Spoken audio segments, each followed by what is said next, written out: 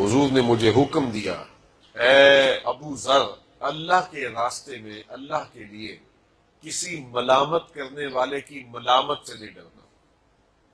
ہم کتنے ایسے کام ہیں کہ وہ اس لیے کر رہے ہیں کہ اگر نہ کیا تو لوگ کیا کہیں گے، اور کئی ایسے کام ہیں جو ہمیں کرنے چاہیے لیکن ہم نہیں کر رہے کہ اگر ہم نے کیے تو لوگ کیا کہیں گے۔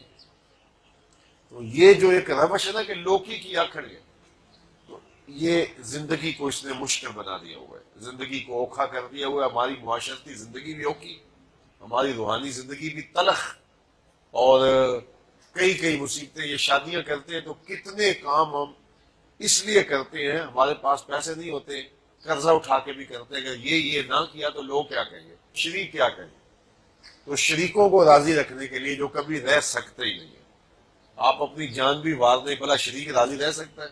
تو وہ تو راضی رہے گا ہی نہیں، تو پھر آپ کو مصیبت میں اپنے آپ کو کیوں ڈالا ہوا ہے؟ زندگی سوکھی کریں، جو اللہ کا حکم ہے، جو اس کے رسول کا حکم ہے، بس اس کو ہی فالو کریں۔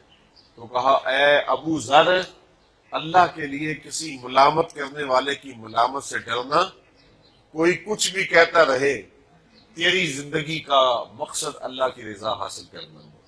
کہتے ہیں کہ حضور نے مجھے ارشاد فرمایا کہ اے ابو ذر، کثرت کے ساتھ لا حول ولا قوت الا باللہ پڑھا کرو، کثرت کے ساتھ اس کا وظیفہ کیا کرو۔ فَإِنَّهُنَّ مِن كَنْزٍ تحت العرش، عرش الہی کے نیچے ایک خزانہ ہے، یہ کلمات اس خزانے سے آئے ہیں، لا حول ولا قوت۔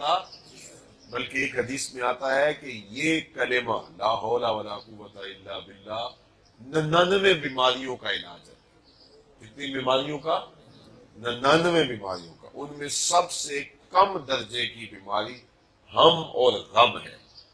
اگر وہم پیدا ہو جائے اور طبیعت کے اندر وہ انجانا سا خوف پیدا ہو جائے تو لا حول ولا قوت الا باللہ کثرت کے ساتھ پڑھیں، تو آپ کا وہ ہم اور آپ کا وہ غم ختم ہو جائے گا۔